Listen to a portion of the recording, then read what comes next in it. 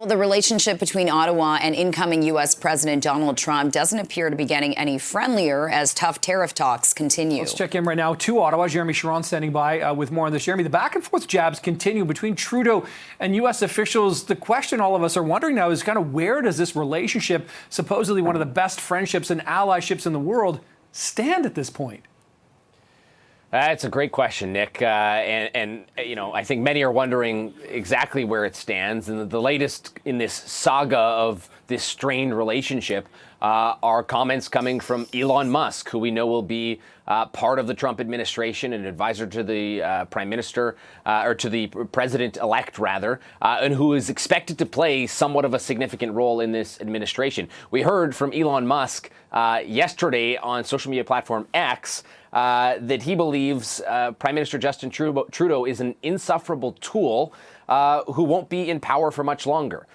So that is in response to comments that Prime Minister Trudeau made on Tuesday at a gala here in Ottawa, saying that the Harris's election loss is a setback for women's progress in the U.S. He said that for the second election in a row, U.S. voters chose not to elect a female president.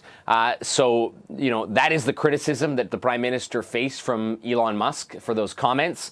And, you know, we know that he's facing criticism from within for those comments as well. A premier's meeting that happened yesterday between the prime minister and premiers from across the country. We know that Premier Doug Ford brought up those comments and said that they were not helpful, and that the premiers kind of sent a clear message to the prime minister that making comments like that are not helping his case and are not helping this strained relationship.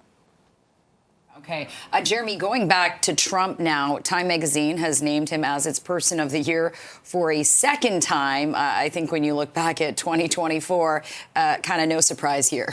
Yeah, no surprise. When you look at the criteria that Times Magazine uses to choose its Person of the Year, it's really the person who's had the most effect, the most influence on people and things that have happened throughout that year, whether they are good or bad. And so, yeah, you know, he was on a short list with a number of other people, including Vice President Kamala Harris, Elon Musk, Benjamin Netanyahu, and Kate, the Princess of Wales. Last year, the Times Person of the Year was Taylor Swift, who had a massive impact on things that happened in 2023 and continued this year. I think it's a fair assessment that Donald Trump has had a huge impact on things that have happened in 2024, and so that's why we're seeing him today as Times Person of the Year. He rang the bell as well, or is expected to ring the bell at the New York Stock Exchange,